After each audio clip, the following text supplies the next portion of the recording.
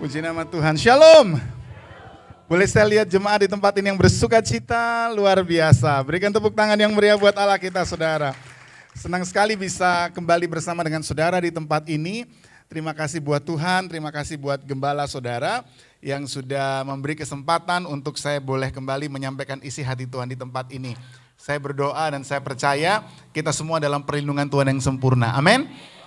Luar biasa, tadi begitu saya datang, saya langsung sampaikan salam kepada gembala saudara, kemudian saya tanya, Kogun gimana kabarnya? Sehat-sehat ya, sehat-sehat ya. Saudara, pertanyaan hari-hari ini setelah pandemi beda dengan sebelum pandemi ya. Kalau setelah pandemi, pertanyaan kita, gimana sehat-sehat ya gitu.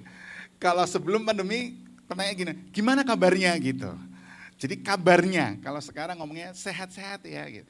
Tapi saya percaya bahwa walaupun pandemi belum berakhir secara tuntas, tapi yang kita tahu adalah pemeliharaan Tuhan tetap ada sempurna buat kita. Berikan tepuk tangan yang meriah buat Allah kita, saudara. Haleluya. Tidak terasa kita ada di bulan yang ber. Ya. Kalau kita sudah ada di bulan yang ber, berarti tidak lama lagi kita akan Natalan. Karena setelah September, Oktober, November, Desember. Dan kemudian kita masuk ke tahun 2023, tahun yang baru. Tidak terasa saudara, tiba-tiba langsung time flash dan kemudian kita sudah masuk di 2023. Saya terakhir di tempat ini sebelum pandemi. Time flash juga, jadi kurang lebih hampir 2 tahun lebih dan kemudian akhirnya bisa kembali bersama dengan saudara. Saya percaya ini semua karena anugerah Tuhan. Amin saudara. Nah, saudara, kalau kita melihat bahwa menyadari situasi hari-hari yang ada, maka kita harus sadar dan kita harus tahu bahwa suka atau tidak suka, saudara dan saya ada di akhir zaman. Yang amin yang di depan ya. Kita ada di akhir zaman. Mau tidak mau, suka tidak suka, saudara dan saya ada di akhir zaman. Saudara, COVID ini betul-betul luar biasa, tapi kita bersyukur puji Tuhan sudah mulai turun, sudah jadi endemi. Saya khotbah tanpa masker lagi, pelayan-pelayan Tuhan tadi juga bisa tanpa masker, saudara ada yang pakai masker, ada yang tidak pakai masker. Memang dihimbau oleh Presiden, boleh ataupun tidak, itu tergantung masing-masing karena sudah landai sekali. Kita tahu bahwa Tuhan menyertai kita. Ya. Tapi di akhir zaman bahwa ketika ini sudah mulai melandai, kita harus tetap waspada. Kenapa saudara? Kita nggak boleh santai-santai atau kemudian kita balas dendam. Ya, kalau saudara lihat hari-hari ini semuanya pada balas dendam. Balas dendam apa? Balas dendam ngelencer. Saudara, hari-hari ini pesawat terbang itu harganya mahalnya luar biasa. Dan full terus, kenapa saudara? Karena ketika masa pandemi, pada banyak yang dikembalikan ke lesernya. Jadi kepada yang meminjamkan, yang memberi hutang. Jadi dikembalikan ke lesernya masing-masing saudara. Ke Boeing, ke Airbus, semua dikembalikan. Pilot-pilot juga mereka work from home. Ada juga yang di unpaid leave. Whatever name, tapi begitu mereka mau dipakai, maka mereka harus melakukan uji kembali. Pilot-pilot ketika mau naik lagi, mau terbang kembali, maka dia harus harus melakukan yang namanya cek kesehatan lagi. Kemudian dilakukan juga yang namanya masuk simulator lagi. Walaupun tahu tombol-tombolnya, tapi udah 2 tahun lebih nggak dipakai, bahaya ketika ada di udara. Saya saja saudara, saya sudah nggak terbang saya terakhir bawa pesawat 2017. Jadi saya sudah 5 tahun nggak bawa pesawat. Jadi ketika saya harus terbang, pesawat latihnya ada di Jogja, ada di hanggar, di Adi Sucipto. Saudara, ketika saya mau terbang pun, instruktur saya selalu bilang, nggak bisa Pak Rio terbang sendiri. Harus didampingi minimal 4 jam. Karena walaupun Pak Rio tahu cara menerbangkan pesawat, sudah bisa menerbangkan pesawat, tapi tetap harus yang namanya sudah 5 tahun nggak terbang, minimal 4 jam didampingi. Jadi saudara, akhirnya dengan situasi yang seperti ini, yang namanya demand dan supply tidak imbang. Harga akhirnya jadi mahal. Saudara, ini yang mau saya katakan bahwa harus waspada. Walaupun pandemi sudah berubah jadi endemi, COVID sudah mulai reda, tapi nggak boleh kita lengah. Kenapa saudara? Karena ada ancaman lagi di depan yang suka tidak suka harus kita hadapi dampak dari pandemi. Apa itu? Resesi. Pak, kok khotbahnya serem begini? Sudah tadi bilang pandemi, kita udah ngomong selesai, sudah haleluya. Nah kok sekarang ngomong yang ancaman berikutnya. Saudara, saya mau ajak saudara untuk injak bumi. Kita harus menghadapi kenyataan. Saudara, saya harus sampaikan begini. Iman itu digunakan untuk menghadapi apa yang ada di depan kita. Saya ulangi. Iman yang Tuhan berikan kepada kita, itu bukan dipakai untuk kemudian kita meniadakan yang ada di depan kita, seolah-olah oh ini nggak boleh ada. Saudara, kalau Tuhan bilang itu harus ada untuk mendewasakan kita, maka iman yang Tuhan berikan kepada kita dipakai untuk menghadapinya. Mengerti, katakan amin? Nah, pada saat kita memiliki iman, maka ketika kita menghadapi semua problema hidup, maka Tuhan memberikan kita kekuatan sehingga kekuatan itu, kekuatan iman dan ketahanan iman yang diberikan kepada kita membuat kita keluar sebagai pemenang. Boleh berikan tepuk tangan buat Allah kita. Nah, mari sekarang kita baca bersama-sama Kisah Para Rasul 4 ayat 33. Ini yang harus kita sadari dan harus kita lakukan hari-hari ini, bahwa iman yang ada pada kita, iman yang Tuhan berikan buat kita, harus kita declaring. Harus kita nyatakan di mana-mana. Declaring King's Mandate. Untuk menyatakan mandat daripada Sang Raja. Salah satunya juga kita menunjukkan bahwa kita adalah orang-orang pilihan Tuhan, kita punya iman. Mengerti, katakan amin. Mari kita lihat Kisah Para Rasul 4 ayat 33. Kita baca sama-sama, ada di layar 2, 3. Dan dengan kuasa yang besar, rasul-rasul memberi kesaksian tentang kebangkitan Tuhan Yesus. Dan mereka semua hidup dalam kasih karunia yang melimpah-limpah. Katakan amin. Nah saudara, ini yang harus kita tunjukkan kepada dunia, bahwa saudara dan saya berlimpah kasih karunia, berlimpah anugerah. Tuhan Yesus bangkit untuk menyelamatkan saudara dan saya. Tuhan Yesus bangkit untuk kemudian kita punya iman kepadanya, dan kita kemudian keluar menjadi pemenang. Amin. Bukan saja kita memperoleh kehidupan kekal, tapi kita juga menang dalam pertempuran di dunia ini. Amin, saudara. Nah, kalau saudara melihat Kisah Para Rasul 4 ayat 33, maka hari-hari ini Gembala Pembina juga menyampaikan bahwa umat Tuhan jangan hanya menjadi pengikut, tapi umat Tuhan harus menjadi murid. Amin. Mari bilang bersama dengan saya, menjadi murid. 2, 3, menjadi murid. Sekali lagi 2, 3, menjadi murid. Saudara, kita harus menjadi murid, bukan sekedar pengikut. Awalnya boleh saudara, kita menjadi pengikut Kristus. Awalnya, kita hanya sekedar mengikut. Seperti kebanyakan orang kalau saudara lihat di mana Yesus sedang berjalan, dan kemudian murid-murid mengikutinya, bukan murid-murid, ada banyak orang yang mengikutinya kalau saudara lihat. Tapi di dalam gerombolan atau rombongan, jangan pakai gerombolan ya, kemarin habis ada kasus pakai istilah gerombolan. Di dalam rombongan yang begitu besar saudara, ya, di dalamnya ada murid saudara. Begitu banyak orang, ada dua golongan, ada pengikut, tapi di dalamnya ada murid. Nah, kenapa saya katakan bahwa kita harus jadi murid? Karena murid ini adalah orang yang mendapatkan rahasia daripada kerajaan sorga. Pengikut enggak, saudara? Mari kita lihat Matius 13. Matius 13 ayat 10 sampai dengan 11, ini buktinya saudara. Matius 13 ayat 10 sampai dengan 11. Ayat 10. Nah, mari kita baca sama-sama. 2, 3. Maka, maka datanglah murid-muridnya dan bertanya kepadanya, mengapa engkau berkata-kata kepada mereka? Mereka ini siapa? orang-orang yang berbondong-bondong mengikuti Yesus. Kalau saudara baca di ayat sebelum-sebelumnya, maka saudara akan mengerti bahwa yang dimaksud kepada mereka, mereka itu adalah orang yang sedang berbondong-bondong mengikuti Yesus.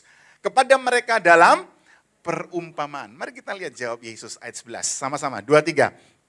Jawab Yesus, kepadamu diberi karunia untuk mengetahui rahasia kerajaan sorga. Berikan tepuk tangan yang meriah buat Tuhan. Terus, tetapi kepada pengikut tidak. Kepada pengikut saja, pengikut-pengikut saja itu tidak. Tapi kepada murid itu diberitahukan yang namanya rahasia daripada kerajaan sorga. Nah, saudara kalau saudara lihat, saudara baca seterusnya nanti di rumah, maka saudara akan menemukan di ayat 19 sampai dengan 23, Tuhan Yesus memberikan satu perumpamaan seperti benih yang ditabur. Ada yang di pinggir jalan, kemudian ada yang di tanah yang berbatu, kemudian ada yang di semak duri, ya, dan kemudian yang terakhir, yang keempat, ditabur di tanah yang baik. Ditabur di tanah yang subur. Siapa tanah yang subur? Siapa tanah yang baik? Murid. Ketika saudara memberi diri, membuka hati saudara, membuka hidup saudara untuk menjadi murid, maka saudara harus memberi diri sebagai tanah yang subur. Untuk kemudian ditaburi benih dan kemudian saudara menghasilkan buah dan buah itu memuliakan nama Tuhan. Saudara, seorang murid itu pasti melakukan ajaran daripada gurunya. Seorang murid, dia pasti melakukan kehendak Tuhan. Karena yang dikejar adalah perkenanan di hadapan Tuhan. Seorang murid pasti yang dikejar adalah melakukan kehendak Tuhan untuk berkenan di hadapan gurunya. Dan saudara, saya harus sampaikan buat saudara, untuk menjadi berkenan, untuk kemudian melakukan kehendak Tuhan, itu ada harga yang dibayar. Tapi dengan demikian, kita berkenan di hadapan komandan. Ini yang kemudian Alkitab katakan kepada kita dalam 2 Timotius 2, mari kita lihat. 2 Timotius 2, ada harga yang dibayar. Saudara, untuk melakukan kehendak Tuhan, ada harga yang dibayar. Artinya kita menderita. Pak, tadi udah dibilang ancaman, sekarang menderita, kok gini sih Pak? Enggak apa-apa. Ayo kita belajar firman Tuhan, kita belajar kebenaran, amin. Ayo kita lihat, 2 Timotius 2 ayat 4. Saudara, 2 Timotius 2 ayat 4, kalau saudara lihat perikopnya, tolong ada yang Alkitab cetak, saya lihat ada ibu Alkitab cetak, atau Alkitab digital tapi yang versi terbaru. 2 Timotius 2 perikopnya apa saudara? Tolong dibaca. Sama-sama, 2, 3. 2 Timotius 2 perikopnya, 2, 3. Panggilan untuk ikut menderita. Ya. Jadi ketika saya tadi bilang menderita di awal tadi, melakukan kehendak Tuhan itu perlu bayar harga. Artinya kita ada sebuah penderitaan yang harus kita lakukan untuk kita bisa berkenan di hadapan Tuhan. Kenapa saudara? Penderitaannya seperti apa? Penderitaan yang dimaksud di sini adalah bayar harga yang harus saudara lakukan, yang saudara beri adalah karena saudara harus menyalipkan diri dari keinginan saudara. Saudara harus menyalipkan diri dari kehendak saudara. Kenapa saudara? Karena yang saudara harus lakukan adalah kehendak Bapa. Yang harus saudara lakukan adalah keinginan Bapa. Bukan keinginan kita, tapi apa yang Tuhan mau, bukan yang kita mau. Apa yang Tuhan ingini, bukan yang kita ingini. Apa yang Tuhan kehendaki, bukan yang kita kehendaki. Mengerti, katakan amin. Nah, coba lihat 2 Timotius 2 ayat 4 ini. Mari kita baca sama-sama. 2, 3. Seorang prajurit yang sedang berjuang tidak memusingkan dirinya dengan soal-soal penghidupannya. Supaya dengan demikian ia berkenan kepada komandannya. Saudara, dikatakan seorang prajurit yang sedang berjuang tidak memusingkan dirinya dengan soal-soal penghidupannya. Yang dimaksud adalah ini. Tidak memusingkan dirinya dengan soal-soal penghidupannya adalah keinginan dagingnya, kemauan pribadinya, kehendaknya sendiri. Ini yang ditaruh saudara. Diletakkan di bawah Kristus.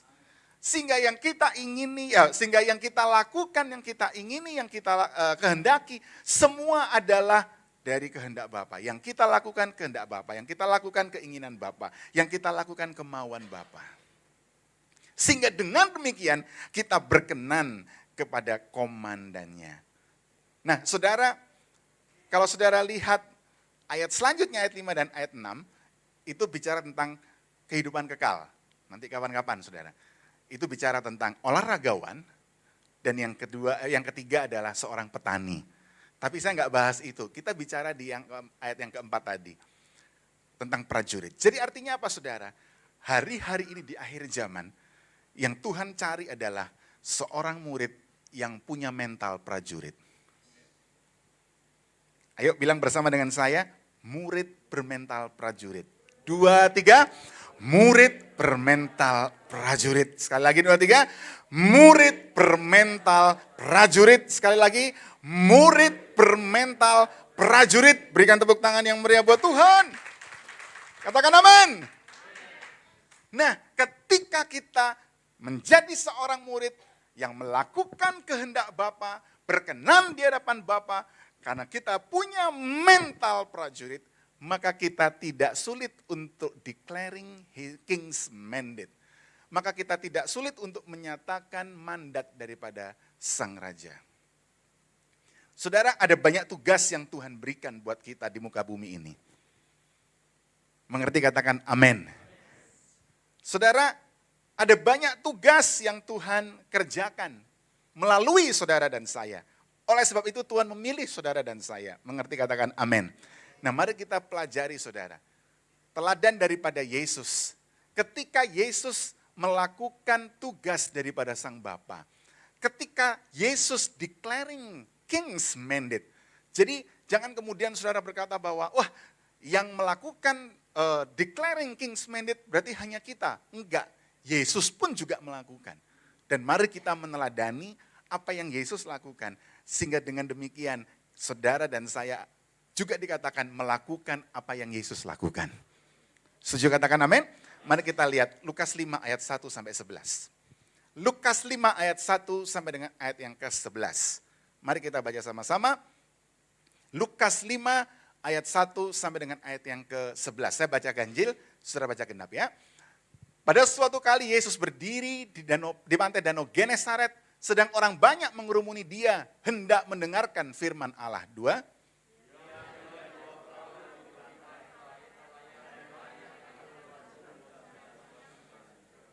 Ia naik ke dalam salah satu perahu itu, yaitu perahu Simon, dan menyuruh dia supaya menolakkan perahunya sedikit jauh dari pantai. Lalu ia duduk dan mengajar orang banyak dari atas perahu. Terus?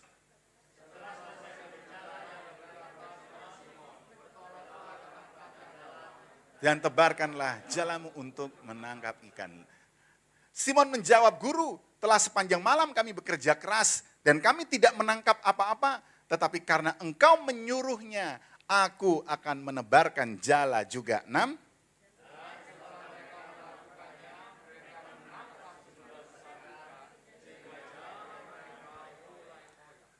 Lalu mereka memberi isyarat kepada teman-temannya di perahu yang lain supaya mereka datang membantunya. Dan mereka itu datang. Lalu mereka bersama-sama mengisi kedua perahu itu dengan ikan hingga hampir tenggelam. 8.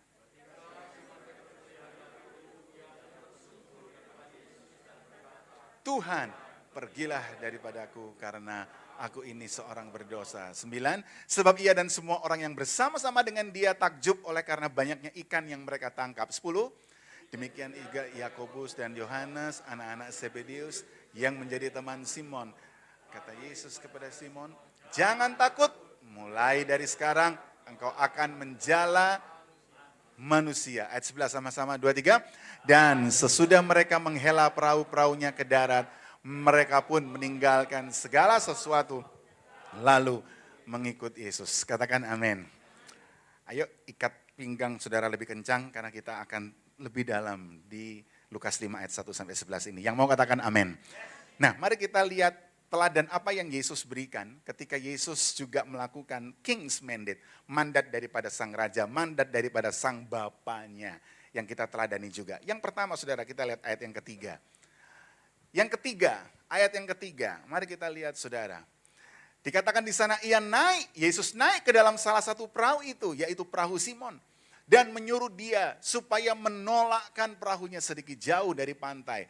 Lalu ia duduk dan mengajar orang banyak. Saudara, King's Mandate yang dilakukan oleh Yesus yang menjadi teladan kita yang pertama adalah mengajar. Mari bilang bersama dengan saya, mengajar. 2, 3, mengajar. Lebih keras, 2, 3, mengajar. Saudara, kalau saudara lihat di pasal sebelumnya, maka saudara akan menemukan di sana bahwa ketika Yesus jalan di mana-mana, maka saudara akan menemukan Alkitab menulis selalu diiringi oleh orang yang banyak. Dikatakan selalu berbondong-bondong orang, berkerumun mengikuti Yesus. Dimanapun Yesus berada, saudara, banyak orang mengikuti. Dan apa yang dilakukan Yesus? Mengajar. Saudara harus tahu bahwa kesenangan daripada Yesus, ketika Yesus ada bersama dengan orang-orang adalah menceritakan tentang Bapanya. Kesukaan yang dilakukan oleh Yesus ketika ada bersama dengan orang-orang yang berkerumun bersama dengan dia, Yesus mengenalkan Bapanya. Yesus menceritakan tentang Bapanya.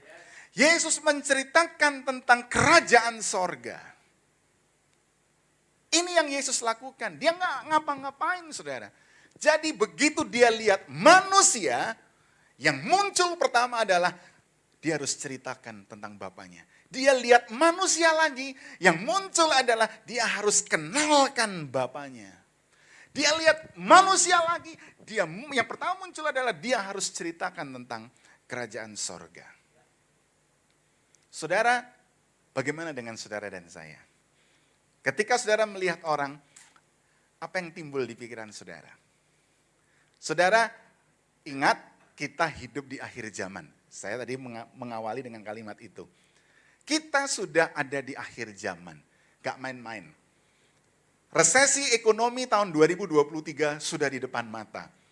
Saudara, ketika pandemi ini terjadi, Tuhan membawa saya akhirnya masuk ke dalam dunia global ekonomik, mau tidak mau. Akhirnya saya selain mengerjakan apa yang Tuhan berikan kepada kami, yaitu tour and travel, tapi selama pandemi, tour and travel itu mati suri, saudara. Mati suri. Kami ini bukan berdarah-darah, bertahan sampai hari ini, Kogun. Tapi mandi darah. Bukan berdarah-darah, tapi kami mandi darah. Karena betul-betul kita mati suri, nggak bisa ngapa-ngapain. Staf kami 16. Sekarang yang berkantor, saya nggak ngomong sisa, saya ngomongnya masih 3. Masih 3. Masih 3. Saudara, 2 tahun 4 bulan. Tidak ada grup sama sekali. Tapi kami dipelihara Tuhan. Dan akhirnya bulan Juni pecah telur. Akhirnya kami pergi ke Israel. Dan bulan November nanti, kami ada di Israel 3 minggu. Karena ada grup bolak-balik datang, jadi akhirnya saya dengan istri yang jemput di sana. Jadi kita berangkat dengan grup pulang, kami berdua nggak pulang. Nanti ada grup datang lagi, kita tinggal jemput di sana. Grup pulang, datang lagi, kita tinggal jemput lagi. Jadi 21 hari bulan November nanti kami ada di Israel. Ini bukan balas dendam. Ini bukan balas dendam. Tapi memang karena Tuhan menganugerahkan kepada kami setelah 2 tahun kami bisa bertahan, bisa menjaga hati, dan akhirnya kami bisa lolos. Saya percaya itu semua karena kemurahan Tuhan. Berikan tepuk tangan yang meriah buat Allah kita, saudara. Nah, ketika kami mengerjakan global economic, maka kami tahu bahwa ekonomi dunia nggak main-main, saudara. Inflasi hari ini gila-gilaan. Yang terbaru adalah Inggris. Itu betul-betul all time high. Betul-betul mereka luar biasa, Amerika, Eropa, waduh udah kacau semua, saudara. Tapi percayalah bahwa ketika kita, ingat tadi yang saya katakan di awal, kita punya iman, maka iman itu yang memberi kita ketahanan untuk kita bisa melewati resesi ini. Dan jadi pemenang. Berikan tepuk tangan yang meriah buat Allah kita. Jadi jangan kemudian iman ini saudara pakai inflasi turun jadi 3%. Dari mana saudara? Amerika sekarang 9%, mau 3% dari mana? Bisa enggak bagi Tuhan enggak ada yang mustahil. Mungkin bisa 9% jadi 3%. Tapi mungkin 10 tahun lagi saudara. Nah, apakah iman saudara harus menunggu 10 tahun? Enggak. Tapi bagaimana saudara bisa menjadi pemenang? Iman itu saudara gunakan untuk menghadapi inflasi yang 9%. Sehingga dengan demikian, dengan iman yang Tuhan berikan, maka saudara bisa menang terhadap inflasi 9%. Gitu cara berpikirnya. Mengerti, katakan amin. Nah, kembali lagi tadi. Bahwa saudara ketika Yesus mengajar, ya kembali lagi yang tentang mengajar. Menceritakan apa yang ada tentang Bapa. Saudara, saya teringat ketika tahun 2018 kami mendapat kesempatan untuk ke Inggris. Saya membawa rombongan, saya jadi ketua delegasi untuk kita kerjasama dengan Liverpool. Jadi Surabaya dengan Liverpool itu ada sister church. Sister city. Kebanyakan di gereja sudah ada sister church. Sister city maksudnya ya, sister city. Jadi Surabaya dengan Liverpool itu sister city. Kita sudah bekerja sama di bidang ekonomi, kita sudah bekerja sama di bidang UKM. Jadi produk-produk UKM Surabaya itu banyak sekali di Liverpool. Wah, kacang goreng saudara, kacang goreng. Nah, kemudian ketika kita datang ke sana, saya membawa misi untuk juga kerjasama di bidang olahraga. Karena Inggris ini terkenal dengan sepak bola. Kita punya Persebaya. Saya nggak ngomongkan juruhan ya. Tapi kita punya Persebaya. Nah, saya ingin supaya Persebaya juga bisa hebat seperti mereka di sana. Nah, ketika saya datang ke sana, saudara, kita ketemu dengan wali kota London. Kita ketemu dengan wali kota Liverpool.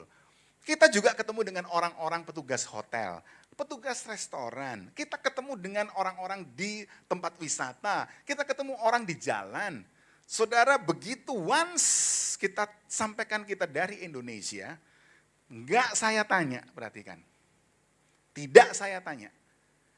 Langsung mereka bercerita tentang The Queen. Mereka cerita tentang Ratu Elizabeth. Dengan, ya almarhum, dengan bangganya. Gak saya tanya.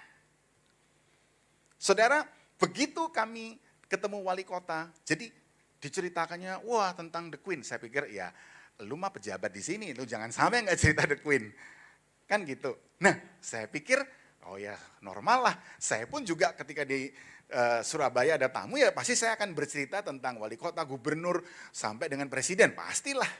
Nah, tapi saudara, ketika ternyata saya ketemu dengan lapisan yang bukan di pemerintahan, mereka dengan sukarela, dengan senang hati, dengan bangga menceritakan The Queen. Saudara, ketika saya mendapatkan pengalaman di sana, ketika saya sedang mempersiapkan firman Tuhan untuk disampaikan hari ini, tiba-tiba Tuhan ingatkan satu hal. Mereka tanpa disuruh, begitu lihat ada tamu, yang ada di otaknya adalah mereka menceritakan. Mereka bersaksi tentang The Queen. Bagaimana dengan kita saudara? Kita ini warga kerajaan sorga. Ketika saudara dan saya ada, ketika kita lihat orang, jangan nunggu tamu dari luar negeri dulu saudara. Wah Pak Rio kan datang ke luar negeri, berarti kita harus nunggu juga boleh datang di sini. Enggak, bukan begitu saudara. Kepada siapapun, ketika ada kesempatan untuk saudara sampaikan, sudahkah saudara bercerita tentang Bapa? Sudahkah saudara mengenalkan Bapa dalam kehidupan saudara kepada mereka orang-orang itu? Saya mau tanya buat saudara, berapa banyak saudara pernah mengalami kebaikan Tuhan? Angkat tangan saudara. Nah, semua mengalami kebaikan Tuhan. Semua pernah ditolong Tuhan. Pertanyaan saya, sudahkah saudara bercerita tentang pertolongan Tuhan ini kepada orang yang saudara temui? Pak, kalau mengajar saya nggak sekolah teologi ya.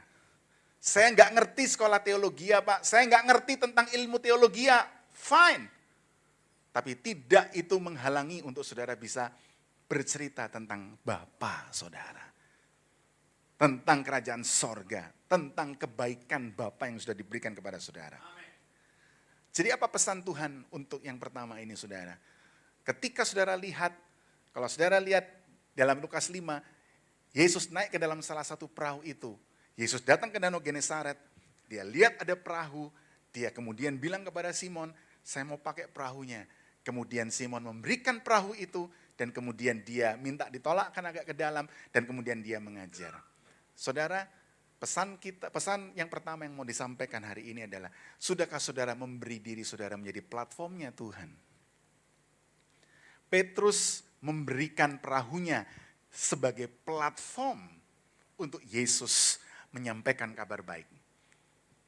Pertanyaannya adalah, sudahkah saudara dan saya memberi diri saudara sebagai platformnya Tuhan di muka bumi untuk menyampaikan kabar baik kepada banyak orang? Bahwa sampai hari ini mujizat masih ada. Sampai hari ini Tuhan masih memelihara saudara dan saya. Sampai hari ini masih ada jalan terbuka. Karena Tuhan ada di pihak kita. Berikan tepuk tangan yang meriah buat Allah kita. Jangan hanya buat kita.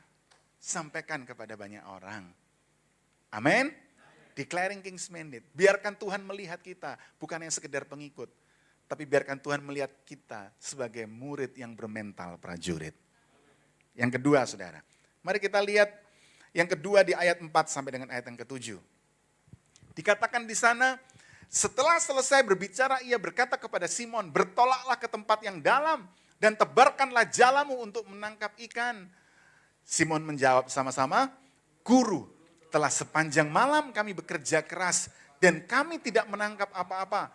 Tetapi karena engkau menyuruhnya, aku akan menebarkan jala juga. Terus, dan setelah mereka melakukannya, mereka menangkap sejumlah besar ikan sehingga jala mereka mulai koyak. 7, lalu mereka memberi isyarat kepada teman-temannya di perahu yang lain supaya mereka datang membantunya.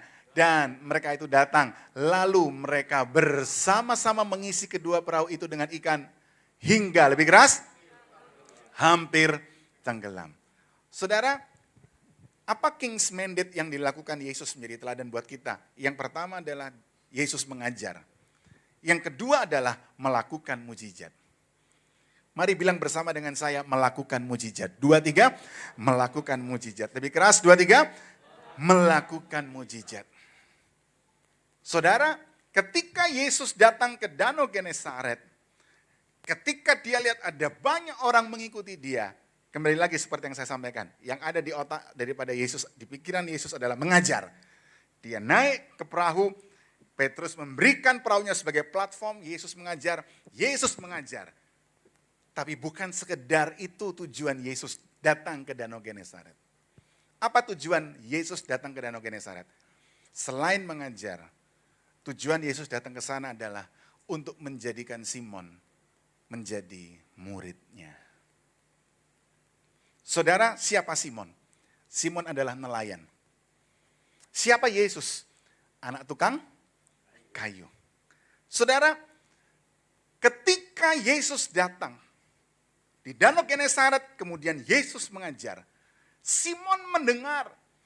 Saya percaya waktu Simon mendengar Yesus mengajar, pasti di hati Simon begini, gile, pengajarannya luar biasa. Wow, pengajarannya nggak pernah kita dengar sebelumnya. Saya percaya hati daripada Simon sangat gembira, excited, karena dia mendengar sebuah pengajaran yang luar biasa tentang kerajaan sorga ketika Yesus mengenalkan Bapanya. Apakah itu cukup untuk membuat Petrus menjadi murid Yesus? Enggak. Tidak cukup membuat itu untuk kemudian Petrus bergerak. Apa yang membuat Petrus bergerak? Ketika kemudian Tuhan Yesus memanggil Petrus, mulai hari ini kamu bukan menjadi penjala ikan, tapi kamu menjadi penjala manusia. Dan kemudian Petrus siap. Dan kemudian Petrus meninggalkan semua tangkapannya. Apa yang membuat Petrus bisa melakukan itu, saudara? Karena Petrus melihat mujizat di bidangnya. Saudara, saya harus sampaikan begini. Tuhan Yesus itu tertib. Kenapa? Dia tukang kayu, anak tukang kayu. Petrus itu nelayan. Maka Yesus kemudian melakukan mujizat sesuai dengan bidang daripada Petrus. Dia nggak jauh-jauh saudara, dari bidang saudara. Demikian juga dengan Petrus. Dia nggak kemudian melakukan mujizat, mengeluarkan minyak bumi dari pinggir pantai. Bisa. Tapi dia bukan eksplorasi minyak saudara. Dia ini nelayan. Jadi apa yang dilakukan oleh Yesus? Dia melakukan sesuatu yang Petrus nggak bisa lakukan sebagai nelayan. Untuk menangkap ikan di malam hari, Petrus bisa lakukan. Tapi menangkap ikan jumlahnya banyak luar biasa sampai membuat kapal mereka goyah sampai hampir tenggelam di siang hari. Petrus nggak bisa lakukan. Ketika Petrus tidak bisa lakukan yang di siang hari, maka ketika dia lihat, wow, kalau ini mah keren nih. Udah deh, lu nggak usah ngajar, lu nggak usah ngomong, lu kemana aja gua pasti ikut deh.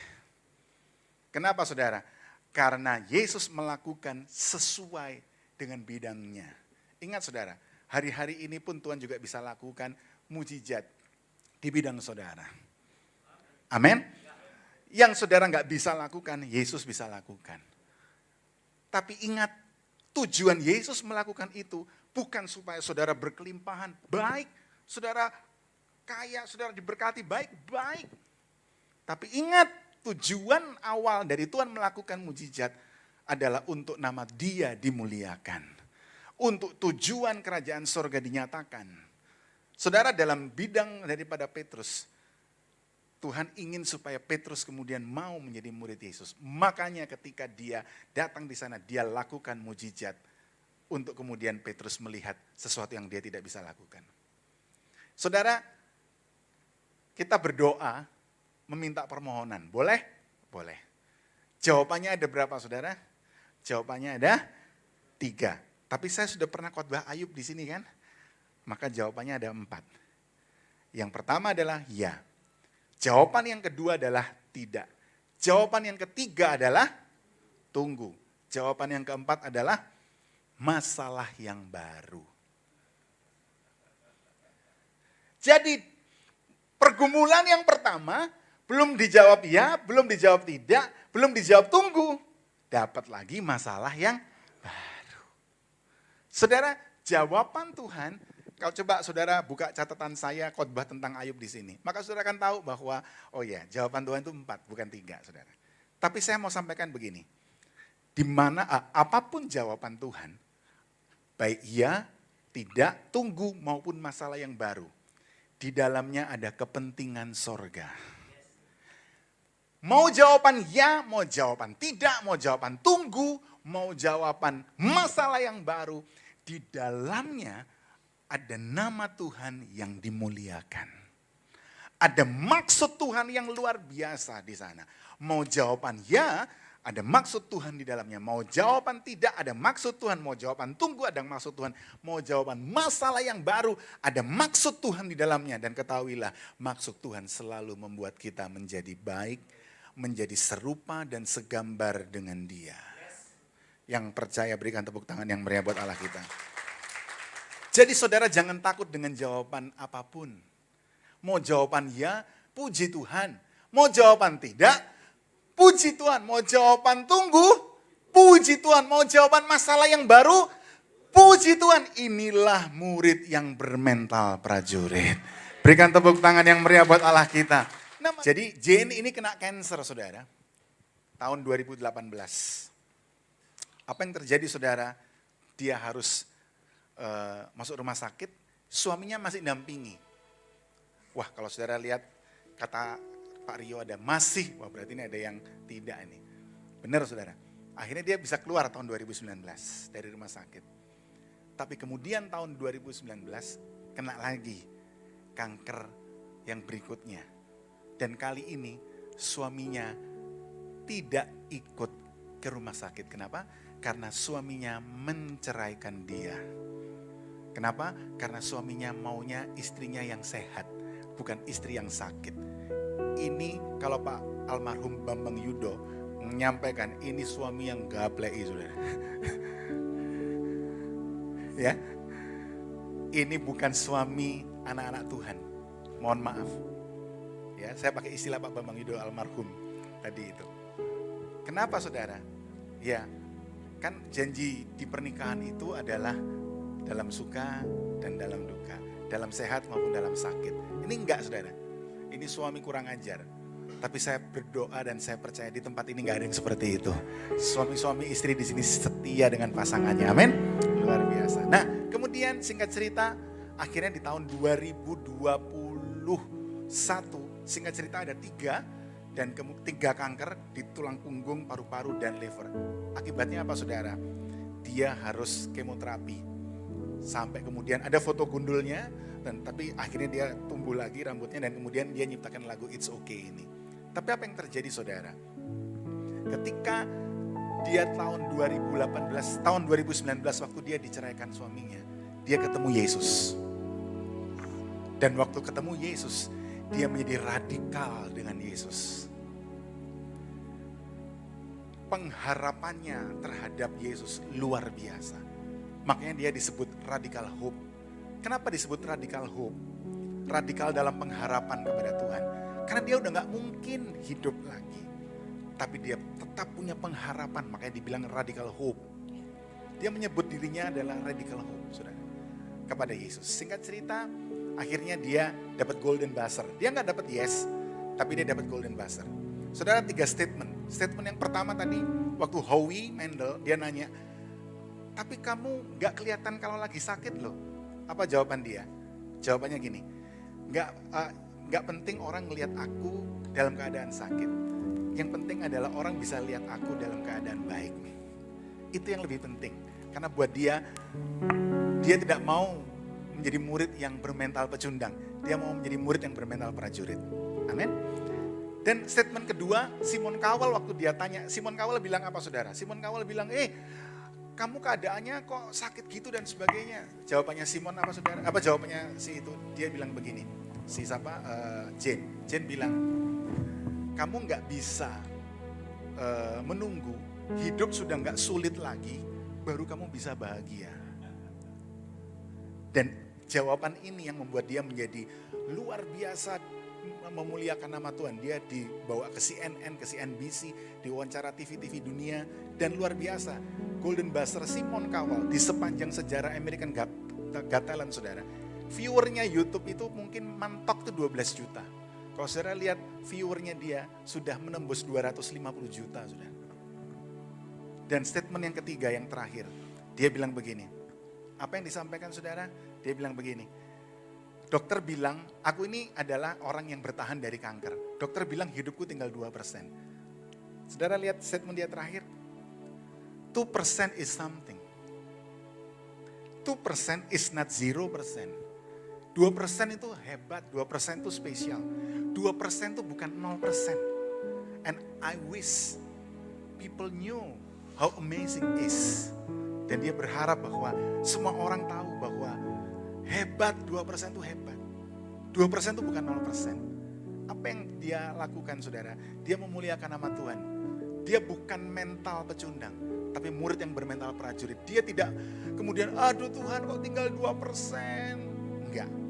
Orang selalu berpikirnya, kenapa enggak 98%? Tapi dia mental prajurit saudara. 2% is something. Saudara, dia berdoa, seluruh dunia berdoa untuk kesembuhannya. Dan apa yang terjadi? Bulan Maret kemarin, dia dipanggil Tuhan. Pertanyaannya adalah, wah Pak, berarti jawabannya tidak dari Tuhan. Berarti, wah Tuhan gak hebat. Hebat saudara. Nama Tuhan tetap dimuliakan. Sampai detik terakhir dia tetap menjadi murid yang bermental prajurit. Kenapa nama Tuhan dimuliakan? Sampai hari ini pun videonya tetap saya putar saudara. Dan saya menyampaikan kabar baik. Sampai hari ini nama Tuhan harus dimuliakan. Amin. Apapun jawaban doanya. Apapun jawaban doanya. Nama Tuhan harus dimuliakan. Saya undang saudara bangkit berdiri. Dan inilah yang menjadi penutup yang ketiga teladan daripada Yesus. Dia memanggil murid-muridnya. Dia memanggil Petrus. Dan apa yang terjadi saudara? Kalau saudara lihat ayat terakhir. Tolong Lukas 5 ayat 10 dan 11. Ayat terakhir. Apa yang dilakukan Petrus saudara? Lukas 5 ayat 10. Dan sesudah mereka demikian juga Yakobus, Yohanes, anak-anak Zebedius yang menjadi teman Simon. Kata Yesus kepada Simon, sama-sama 2, 3. Jangan takut, mulai dari sekarang engkau akan menjala manusia. 11. Dan sesudah mereka menghela perahu-perahunya ke darat, mereka pun lebih keras meninggalkan segala sesuatu lalu mengikut Yesus. Ini yang saya katakan saudara. Mujizat yang diberikan Yesus kepada Petrus tidak dinikmati Petrus. Sedikit pun tidak dinikmati Petrus. Saudara lihat, mereka pun meninggalkan segala sesuatunya, termasuk tangkapan yang banyak itu. Apa yang mau saya sampaikan buat saudara? Kadang mujizat diberikan kepada kita untuk memenuhi kebutuhan kita. Tapi juga ada tipe kedua dari mujizat yang dilakukan kepada kita, untuk Tuhan menyatakan kemuliaannya dalam kehidupan saudara. Amin. Untuk kemudian Tuhan menyatakan maksud dan tujuannya dalam kehidupan saudara. Amin. Ketika mujizat kedua yang terjadi dalam kehidupan saudara, saudara nggak akan menikmati. Tapi itu hanya dipakai sebagai tanda. Tanda dari Tuhan bahwa I always be with you. Aku selalu bersama dengan engkau. Dan kuasaku ada bersama dengan engkau. Amin. Melangkah, jangan takut karena aku bersama denganmu. Amin. Jadilah taat dan jadilah setia. Jadilah murid yang bermental prajurit. Angkat tangan saudara.